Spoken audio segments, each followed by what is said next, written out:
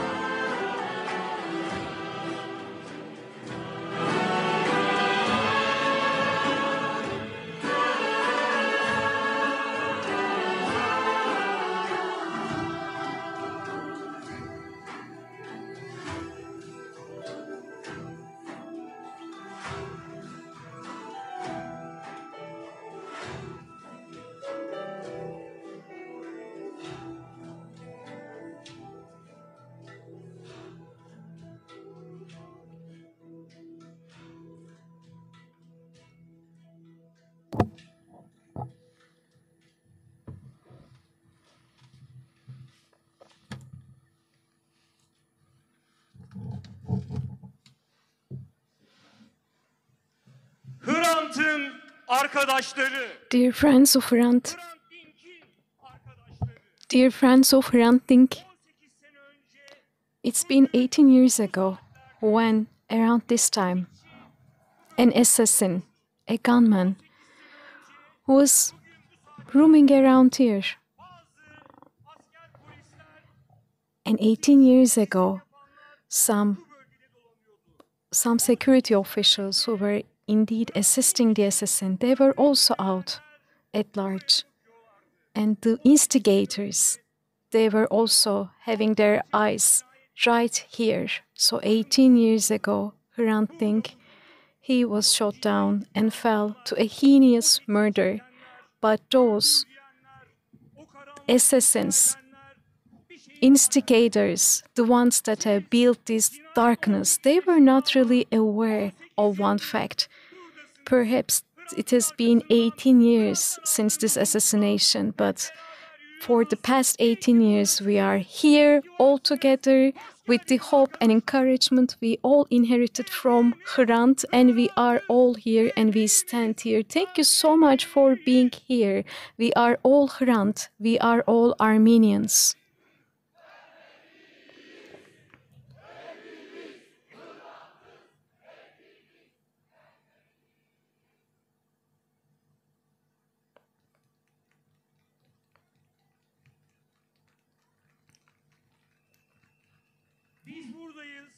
We are here. This case is not over until we say it is over. This show trial will not be over until we say it is over.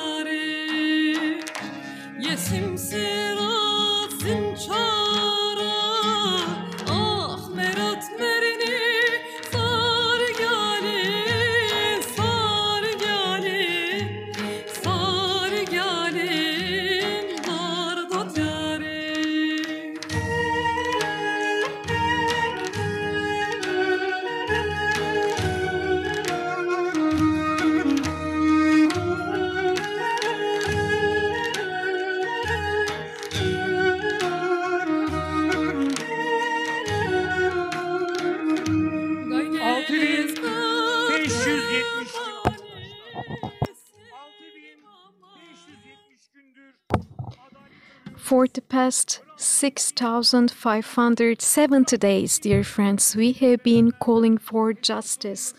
We are making our call and struggling so that the murderers, the instigators of Hrant Dink's assassination are held to account, to stand trial.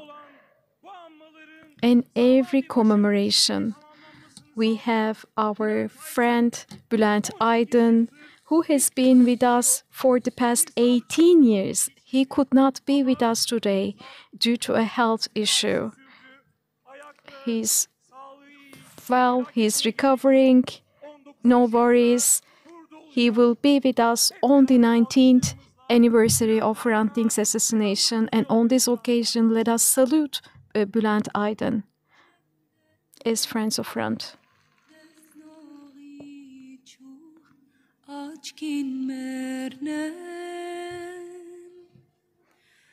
midari yarchem destel desnoi chucht açkin mernem gaynelim kalchem garog kalchem garog kalchem garog letvelem lalchem garog lalchem garog lalchem garog midari yarchem desel desnogi chucht açkin mernem midari yarchem desel desnogi chucht açkin mernem kedere çorçen Hrant Dink cinayetinin tetikçisi The gunman of the Hrant Dink's assassination, last week, he had a court hearing and he was standing trial on charges of committing a criminal offense in the name of a criminal organization without being member of it.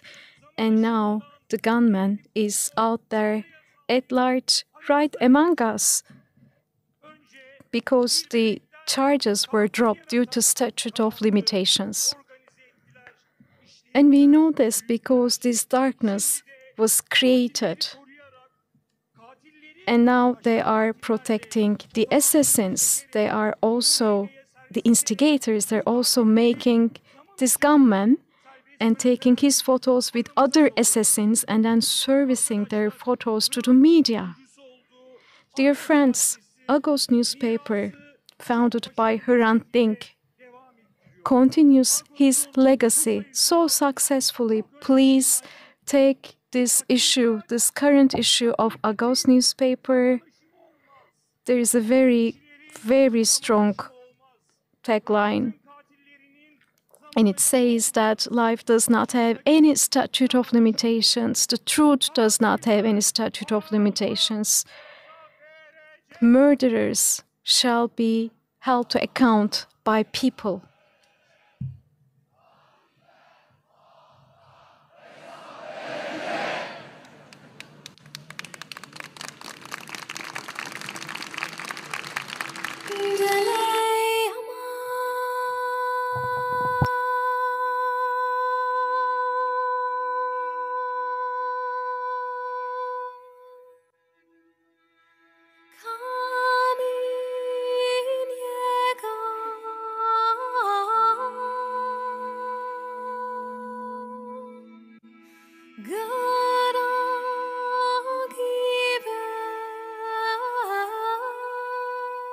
Biz bitti demeden bu dava bitmez demek. This case is not over until we say it's over.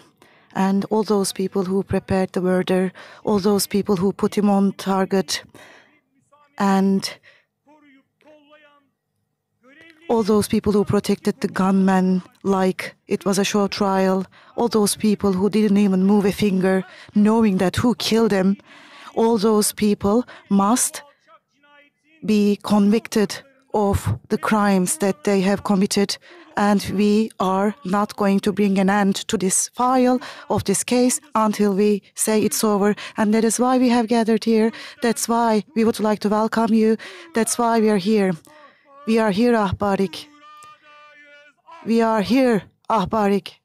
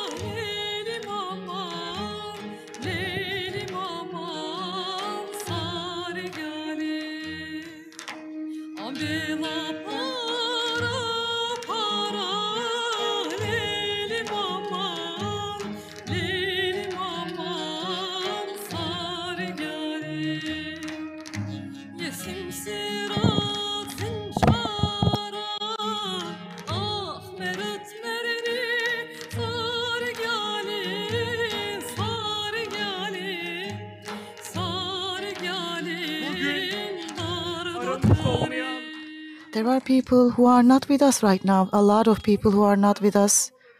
And there are some reasons that they're not here with us.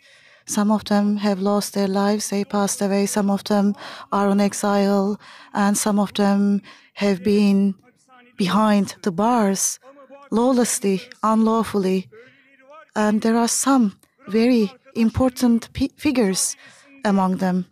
And they have contributed a lot to our struggle to shed a light upon this darkness, and they have always stood by us. They have been among us organizing those vigils, and one of them is Çiğdem Mater. Let's have a big round of applause for Çiğdem Mater.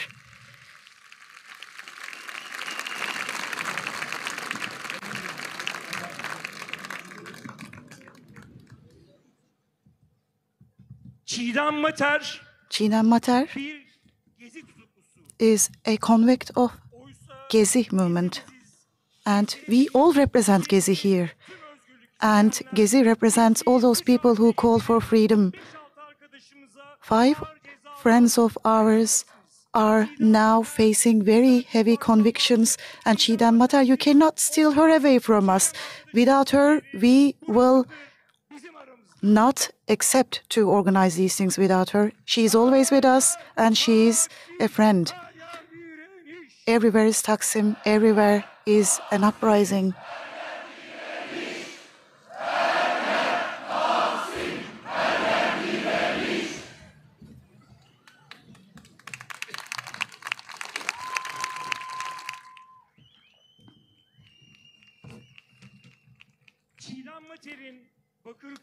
Çiğdem Mater is in Bakırköy right now. She's in the closed women's prison, and she has sent a letter from the prison. And artist Tülin Özen from among Hrant's friends will read the letter out loud for you. Dear Hrant Dink, Hrant Dink's dear family, and Hrant's dear friends. It has been 18 years since Hrant Dink was taken from us, and this is the third time I commemorate him from afar, like so many others who are now in prisons across the country. Hrant Dink was murdered. This was a murder committed by a national consensus right in the middle of Istanbul. Yet he was then given a funeral which that national consensus could never have imagined. The tens of thousands of people who filled the streets of Istanbul on that day probably had reasons to be there. They had different grounds to take to the streets. The majority of them didn't personally know Hrant Dink. Some were there to bid farewell to their fellow townsmen. The murder of a resident of this city, from an ancient community, right in the heart of the city, in broad daylight, before the eyes of all, took some among them back 100 years and made them think about what happened then, while some others thought about their own families, their own stories. In the end, the tens of thousands of people who flowed through the city streets violated an unnamed agreement and thus, for the first time, with such a huge crowd, accepted the Armenian identity. Both with his presence and his absence, Hrant Dink opened crucial doors for us on these lands. And now it falls to us to pass through their thresholds. Now, 18 years later, we must ask ourselves where we stand. We need to ask this question. Some of us will answer that question from prison, some of us from exile. Life has scattered those who marched at that funeral like pomegranate seeds. Yet here we are, once again. I'm sure that some of those who were not even born when Hrant was murdered are among those who have gathered today in front of Sebat Apartment. Generations pass, but the response to that question, where are we, draws its strength from being here. With determination, we are here.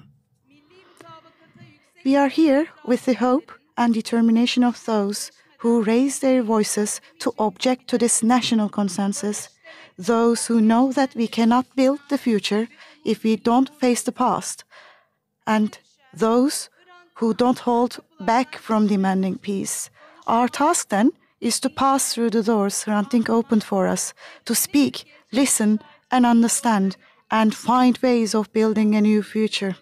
May this be our promise to Hrant Dink, with love from Bakırköy, Çiğdem Mater.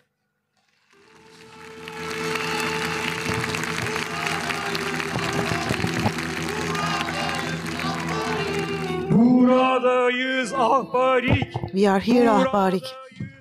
We are here, ahbarik.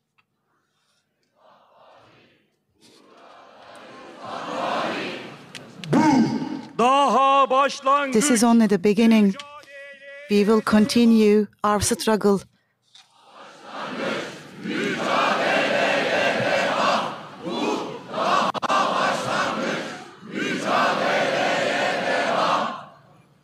Bugün sadece burada değil, Ankara'da. Today there are people who gather in Ankara, Izmir, Datça, Bodrum, Berlin. Many cities see people gathering, although 18 years have passed after his assassination. So Hrant Dink is being commemorated.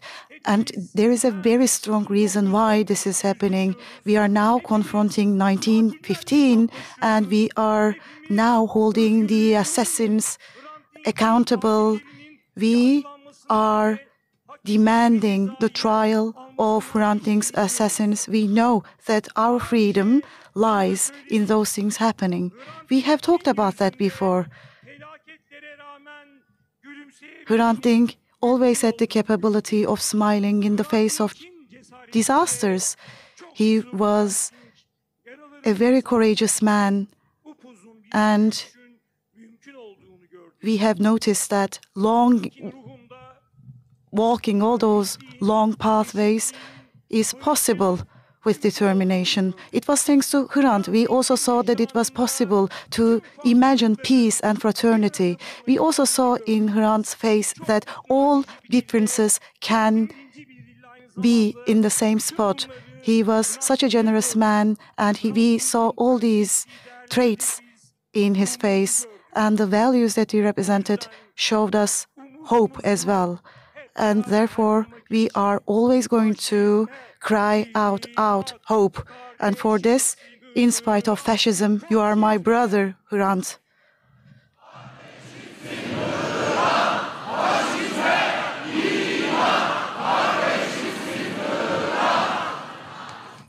Hrant Dink bir Ermeni olduğu için öldü. Hrant Dink was murdered because he was an Armenian. It was the continuation of 1915. Hrant Dink was killed because he was a socialist. He was murdered because he was a very good journalist. He was a person who always adhered to the principles of journalism, and he was killed because of that too. That's why we're saying we are all Hrant and we are all Armenian.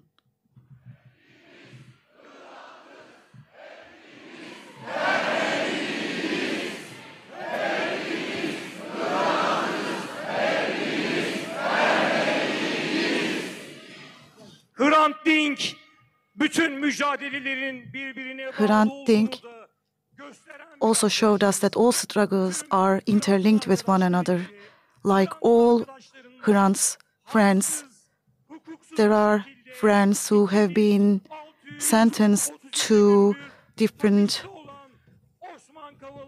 He was sentenced for different reasons, and Osman Kavala has been in prison for the past 2,637 days, and we're not forgetting about him either. Let's give a round of applause for him again. Ya hiçbirimiz kurtuluş yok. Tek başına. We cannot find freedom alone.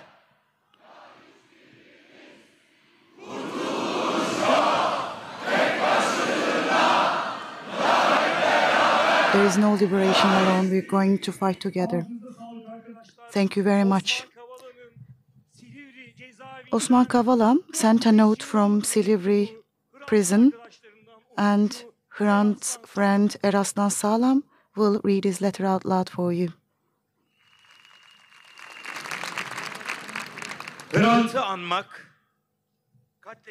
We have gathered here to remember Hrant and not to allow his assassination to sink into oblivion. At these gatherings of fraternity and solidarity, we voice our call for justice for all in the strongest way. I do feel that I'm right there, right next to you, at the very spot where Hrant was shot, right next to Hrant.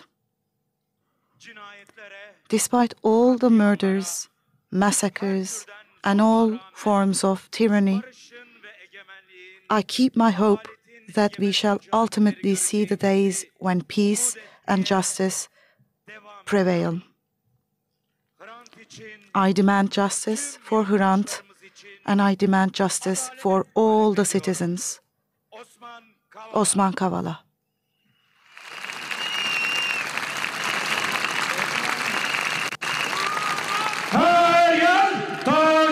Everywhere is Taksim, everywhere is resistance. Everywhere is Taksim, everywhere is resistance.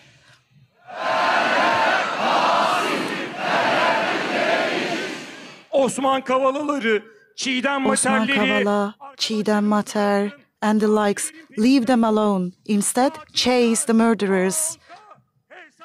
Murderers must stand trial. They will be held accountable.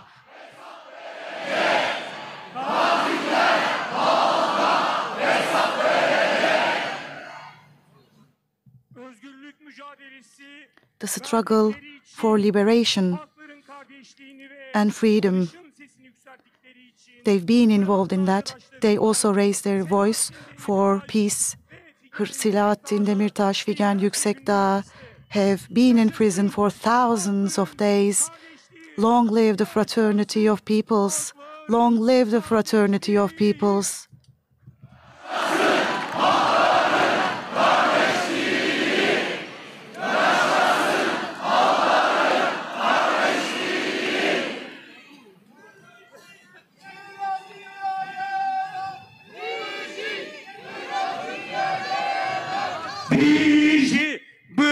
Hrant'ya geran bizi.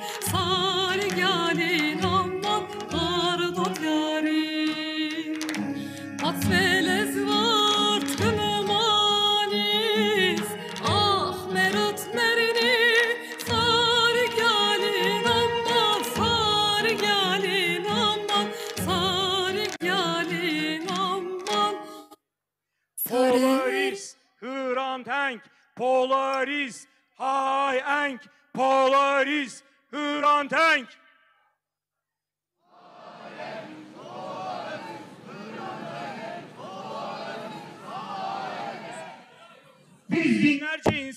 So thousands of people have followed the trial, this assassin, so we should keep chasing these people. And this way, assassins, murderers will have to be held accountable. And you know that assassins are protected all the time, and those who protect the assassins and murderers are complicit in this murder. Those who protect the assassins are complicit in this murder.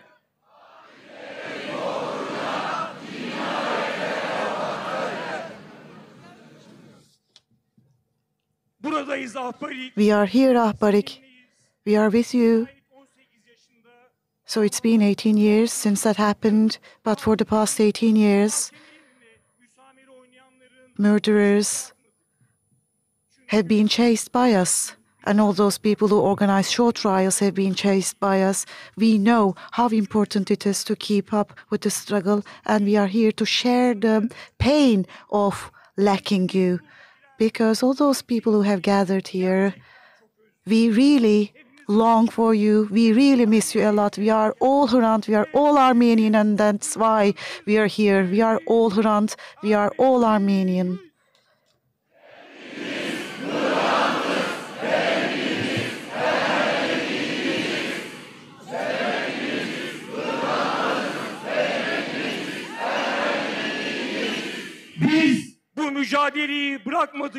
We will hold on to this struggle, and we will be here on the 19th and 20th and other anniversaries of this assassination. And until justice is served, we will keep on gathering here. We will keep on chasing this trial. For Hrant, for justice. For Hrant, for justice. For Hrant, for justice. For Hrant, for justice. For Hrant, for justice.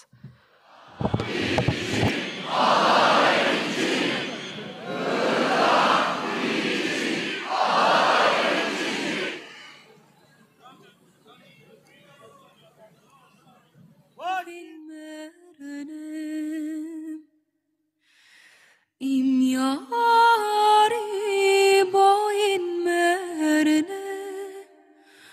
boyin merne, boyin merne. Midari arçemde sen dest nogi çuht açkin merne.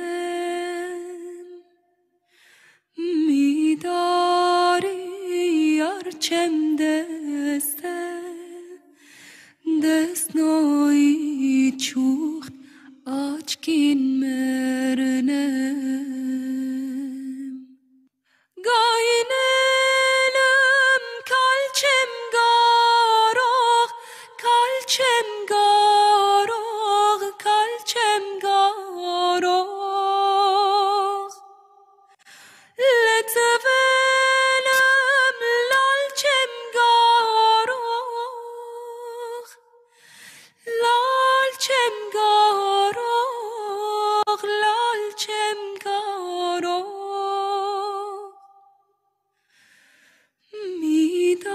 Midari arçemde sen dest nogi çuht açkin merne.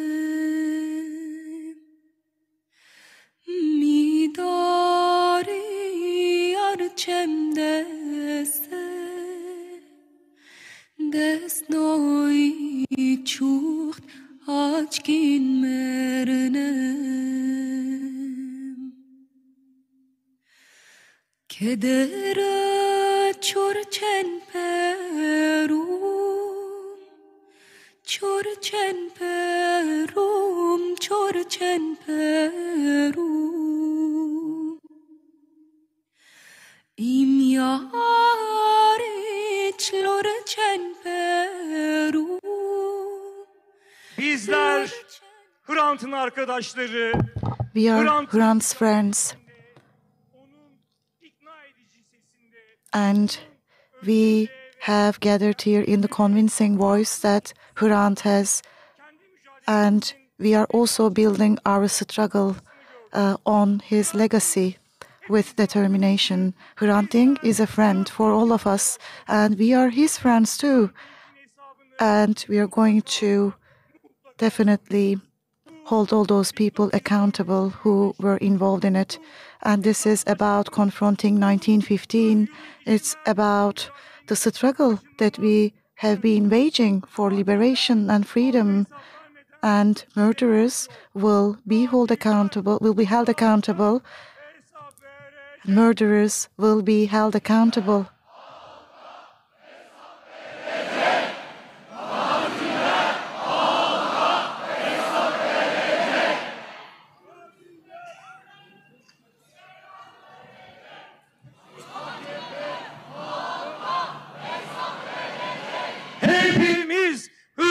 We are all Hrant. We are all Armenian. We are all Hrant.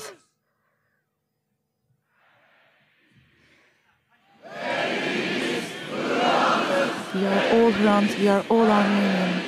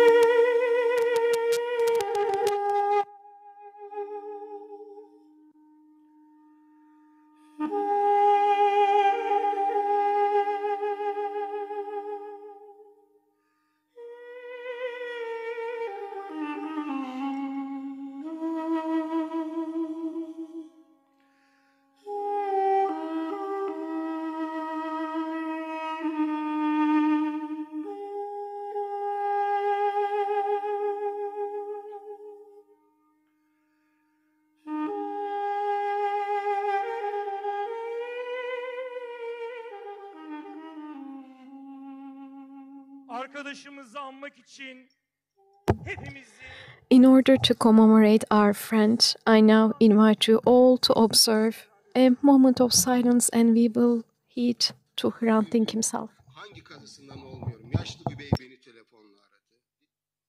Diye.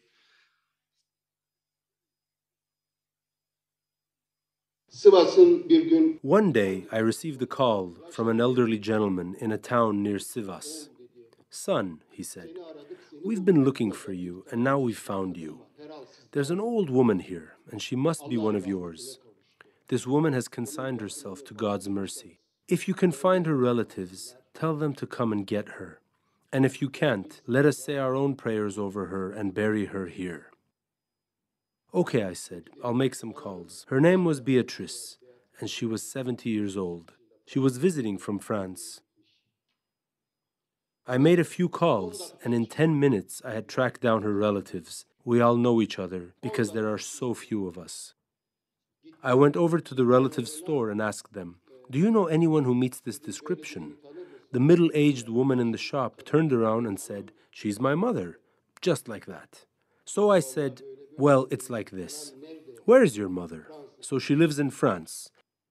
She went on to tell me that her mother lived in France and that she visited Turkey 3 or 4 times a year and went straight out to her village, to the village they had left behind.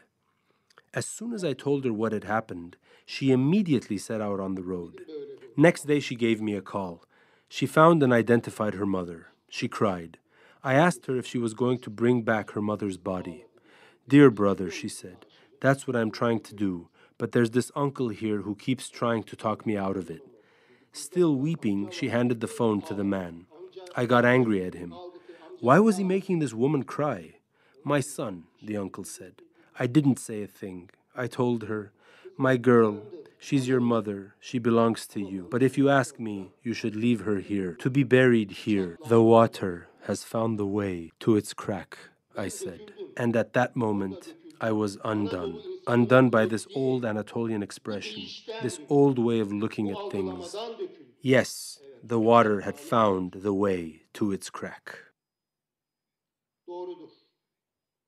Yes, it's true that the Armenians do really have their eyes on this country, this land. Let me repeat to you what I wrote back then. It was during that period that President Demirel said, we won't give even 3 pebbles to the Armenians. So I wrote the story of this woman, and I added, yes, we Armenians have our eyes on these lands because this is where our roots are. But do not worry, we do not want to take this land. We just want to come back to this land to be buried deep inside of it. Thank you.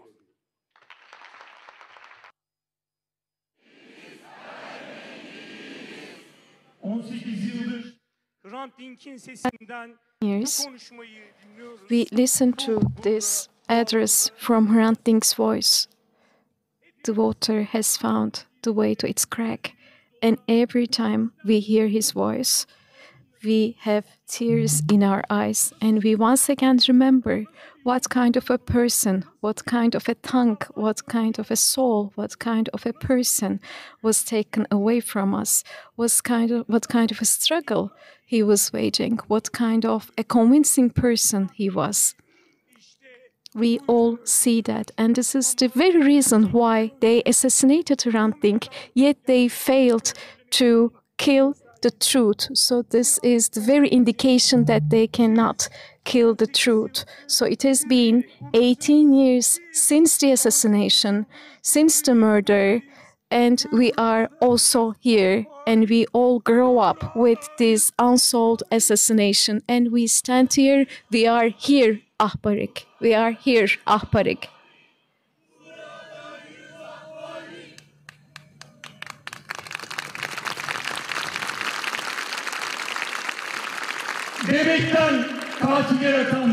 The darkness that creates murderers out of babies, now this darkness is busy releasing the murderers, but as long as we stand here, as long as we go after this murder trial, the killers the murderers, assassins, instigators, they will not be able to live among us. This is only the beginning, and we shall continue our struggle.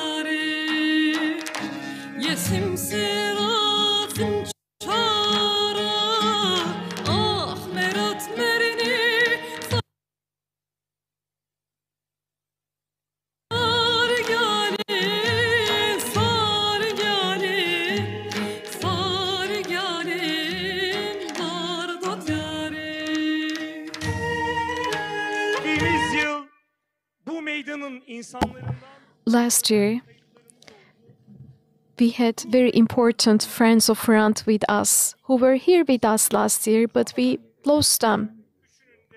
And we would like to particularly commemorate 3 of them, because these 3, they were very special friends of Hrant Dink. One of them was an Agos columnist and publisher, Nazar Büyüm. He is with us today.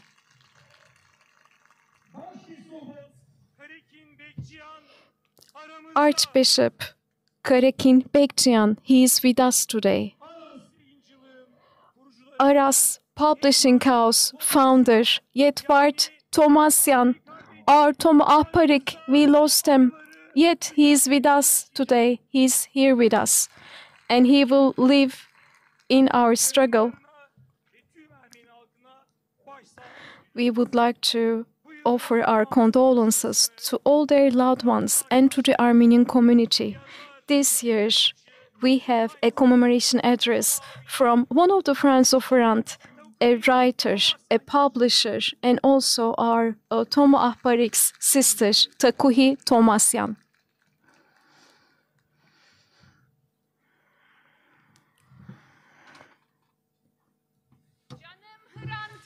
My dearest Hrant, my dearest brother, it's been 18 years since that dreadful Friday of January 19th, 2007. On each and every January 19th, thousands of kindred spirits have gathered right here to commemorate you. Every year, people whom you also hold dear have addressed to you from this very window.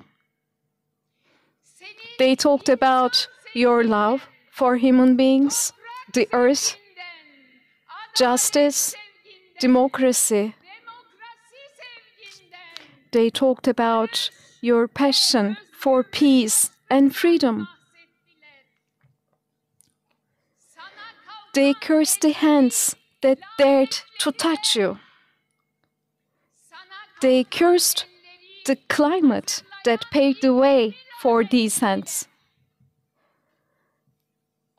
After 18 years, we are still here, and we will always be here to keep cursing all together. My dearest brother, my beautiful Hrant, this year your beloved friends, friends of Hrant, asked me to do this year's commemoration address and to talk to you from this window. How could I possibly say no, I can't make it? After all, I, as Takuhi, have always been there for the beautiful young people of Aras and Agos. I said, for sure. I said yes, but it's easier said than done. There is no distinction between old pain and new pain. Pain simply exists as it is. As if the pain of your loss weren't enough, I now endure a renewed ache of losing a brother. 40 days ago, I took Tomo to Balıklı Cemetery and with my own hands buried him in the bosom of the Tomasyans. You know, just 2 steps away from you. He rests right next to your friends, Torkom Beşiktaşlıyan. Few steps away, where Saki Cherkezyan lies right next to Armenian victims' memorial, and then poets Misak Medzarans and Garbis Cancikyan resting in adjacent graves. So I laid him to rest right with my grandpa Gazaros, grandma Takuhi, their sons Sarkis and Bedros, their daughters-in-law Sitvart and Mari, in the earth of the Tomasyans. Every time I visit the cemetery, every time I remember the loved ones I have lost, every time I cook semolina halva to honor the soul of my dearest people, my heart aches with the painful memory of my great-uncle Mardik. My dearest Hrant, our hearts would cherish the same joy and would suffer the same pain. Yet it seems to me that there was always more pain and less joy.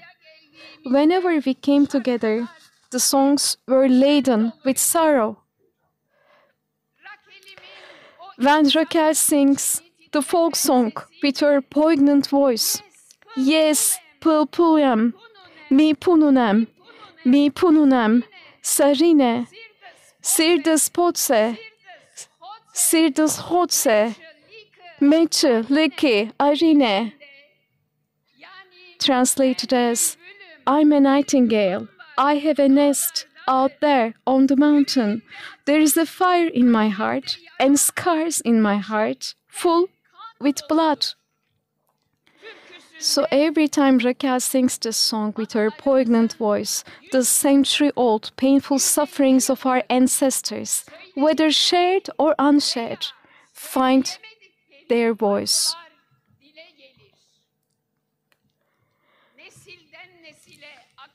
I felt a daring urge to put an end to this lament carried over from one generation to another. And it was 20 years ago. And completely out of my courage of ignorance, I completely forgot that every 10 or 20 years in these lands, new plots are devised to revive our painful sufferings. I said to myself, my grandma Takuhi left a painful legacy to my father Bedros, and from him I inherited this unbearable pang of conscience. I shall not pass it on to my children after 90 years. Let them grow up in these lands and enjoy their good days. Heaven forbid they endure what we suffered a century ago.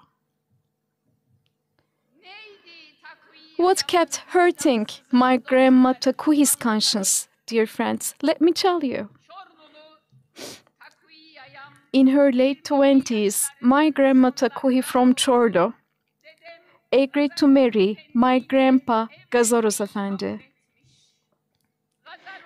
Before Takuhi, my grandpa Gazaros had been married to a beautiful woman from Çorlu named Sofek. They had 3 children named Mardik, Garbis, and Agamni. At that time, the family moved from Çorlu to Istanbul and settled in Yedikule. Yet, Sofik Yaya passed away at a young age due to tuberculosis, leaving Grandpa Gazaros a widower with his 3 kids. He decided to remarry and started looking for a bride from their hometown Çorlu.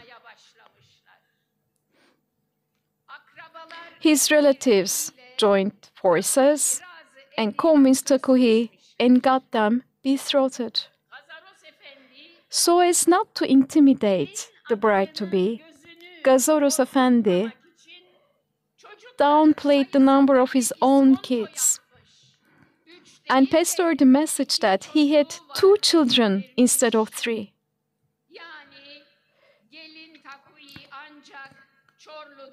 The newlywed Takuhi only saw the kids upon arriving in Yedikule from Çorlu.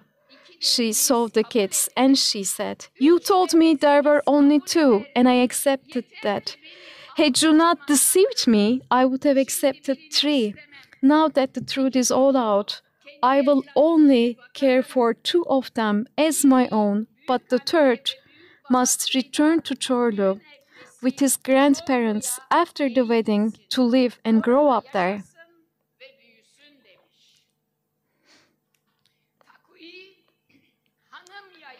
Takuhi Hanım, my grandma, kept her promise.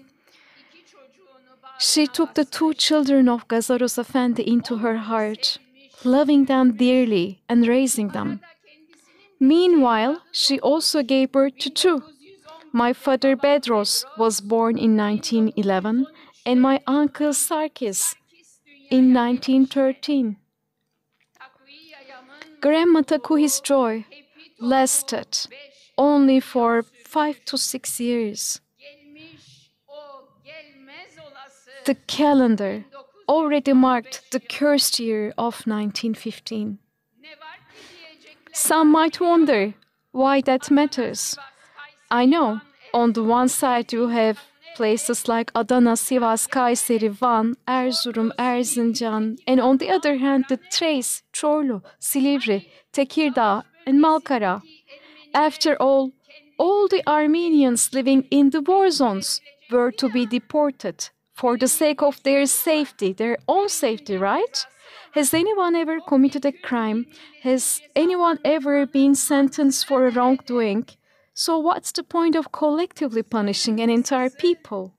To keep the long story short, my uncle Mardik, who was a child back then, alongside his entire family, and the Armenian community of Çorlu and the Thrace, was forced to embark on a journey that was officially called deportation.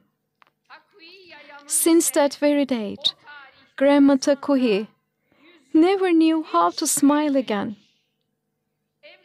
She went on to raise her children, yet she always kept thinking of the little Mardik she had rejected.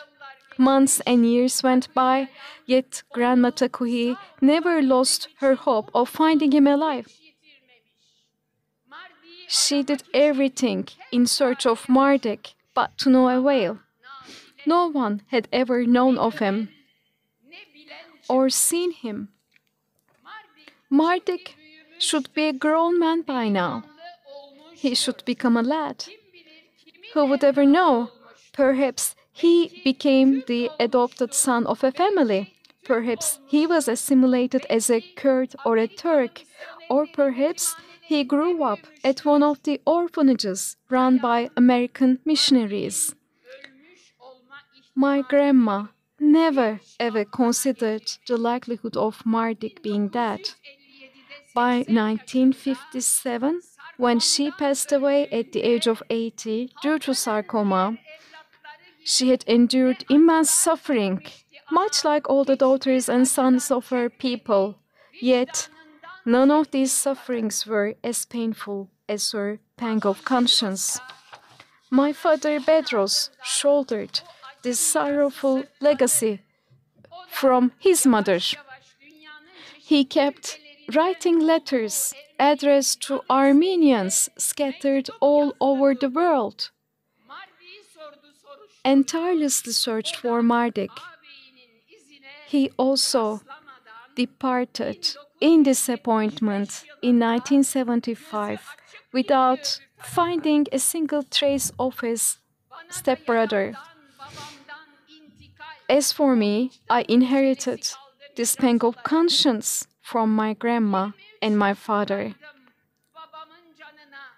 I was 23 years of age when I cooked semolina halva for the soul of my father. It was utterly difficult, and I wept a lot.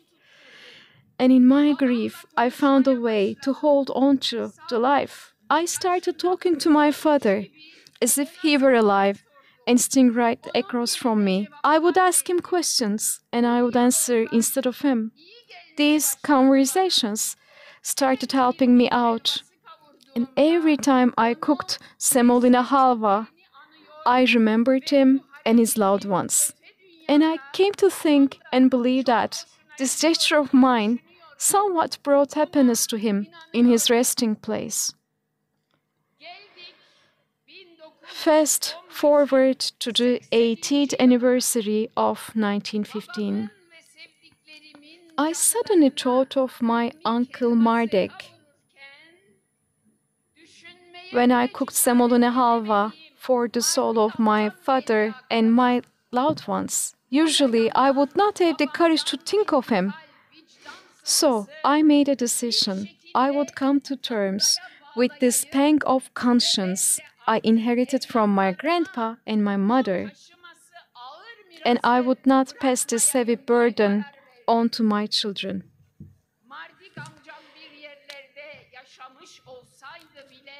Even if my uncle Marduk had survived and lived somewhere, he would have been gone by now.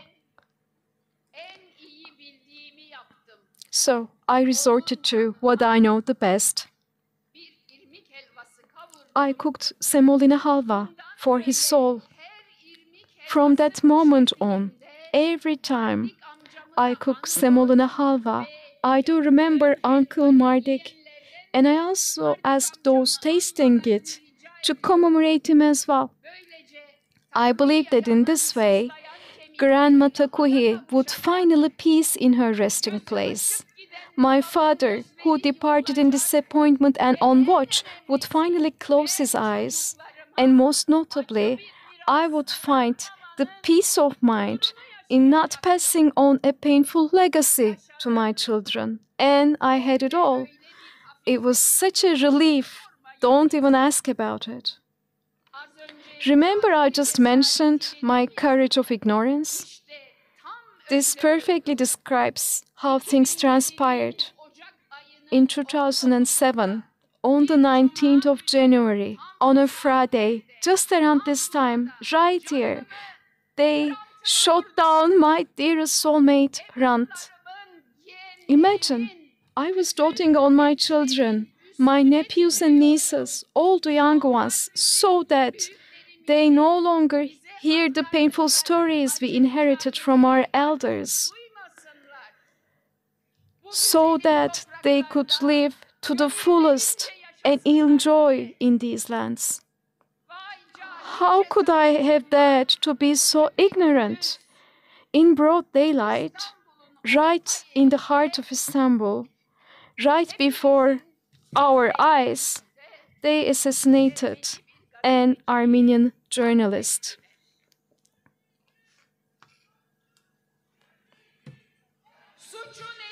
What was his crime?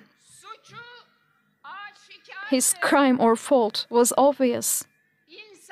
A love of human beings, passion for democracy and human rights, firm belief in freedom of expression, and on top of all these, advocating peace between two peoples, calling for the opening of the sealed Turkey-Armenia border. And above all, he possessed a God-given gift to persuade others. So his God-given gift to persuade others scared some to their score.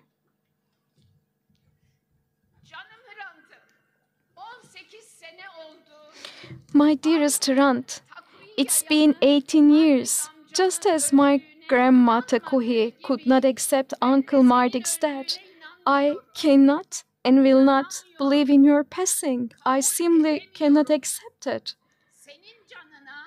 And I cannot bring myself to cook semolina halva for your soul. My heart aches, just as it did on the first day. I've been wrecked with so much pain. Then I figured I found a solace to cope with this unbearable pain. See, my beautiful brother, you have my word. You lived your life for a dream you put all your heart, mind and breath into. You know, that sealed border gate, if and when it opens, I will grab my copper pot, inherited from my grandma Takuhi, and cook semolina halva right at the opened gate. I don't know if I will be alive to witness the day when your dreams come true. But if I am, I will keep my promise. This is the only thought that gives me solace. So much so that at times I get so carried away and nurture this dream of mine. I envision cooking cauldrons of semolina halva, not just one, but dozens, for all the souls who lost their lives, or rather whose lives were taken for pursuing an idea, for pursuing a dream.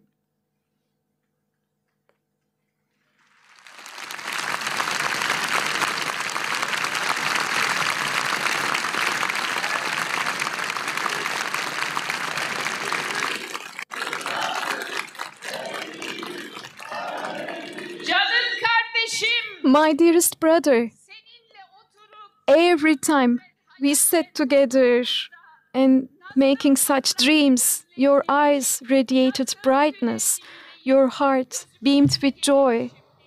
I vividly remember. And then every time I land from my realms of a dreamland down to the real world, I remind myself, come to your senses, Takuhi.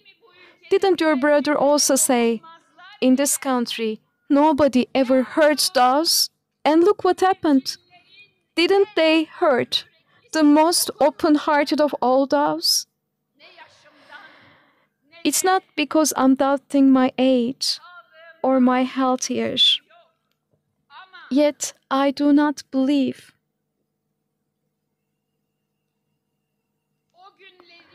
I do not believe that I myself will witness that day. Regrettably, to me, it feels like these days are so far away.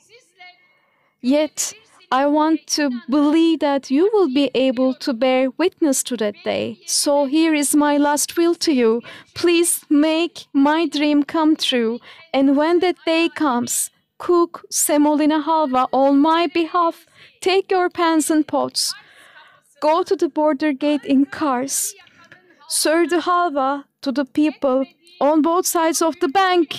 And do not stop there. When peace finally arrives in this country, go to each and every border gate, to Habur, Sarp, İpsala, Kapıkule, Karkamış, Ceylanpınar, and cook semolina halva, accompanied by your prayers in every language.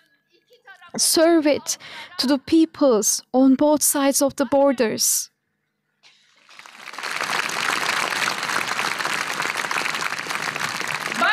See? Even the sheer idea of this dream has given me some relief. I wholeheartedly wish that you will be able to live this for real. Thank you all so very much.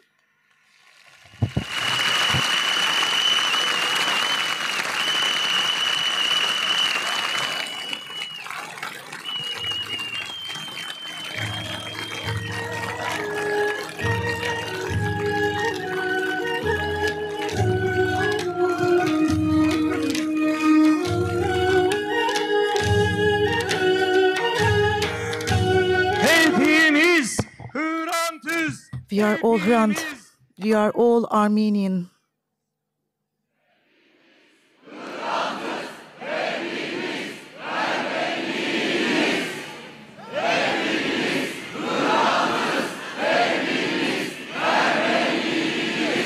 Faşizme inat. In spite of fascism, you're my brother Hrant. In spite of fascism, you're my brother Hrant.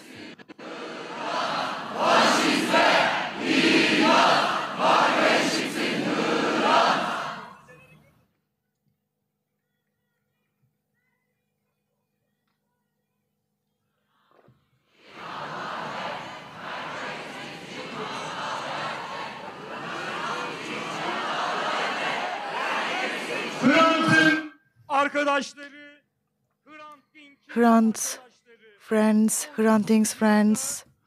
This has been the 18th anniversary, and we are here again, and we will hold on to our struggle. We demonstrated that already, but I would like to cite two more names, and we cannot simply bring an end to this commemoration event before citing their names. The first is someone who was killed 4 years after Hrant was assassinated, and it is Sebat Balıkçı, who was the victim of a racist murder. As he was serving his military service, he was killed and fell victim to a racist murder.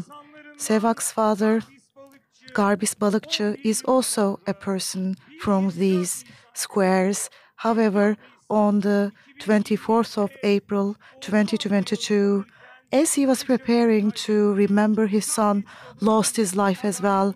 And Garbis' father, Garbis' struggle for justice, we would like to salute that, and we would like to salute the memory of Father Garbis too. And we lost someone last year.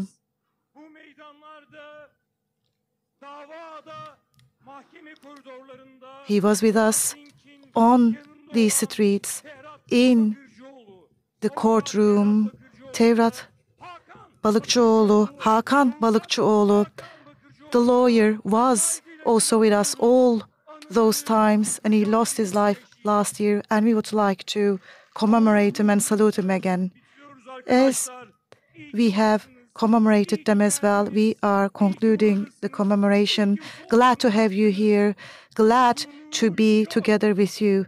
There is no liberation alone. We are going to be all together in the struggle, otherwise none of us will be free.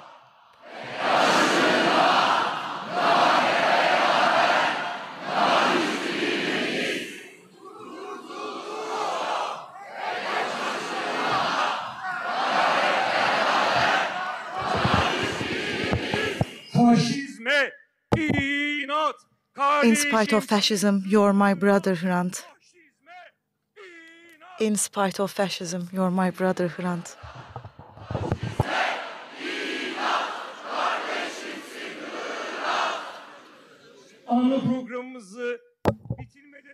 Before we conclude our commemoration, we would like to say out loud again, this case is not over until we say it's over.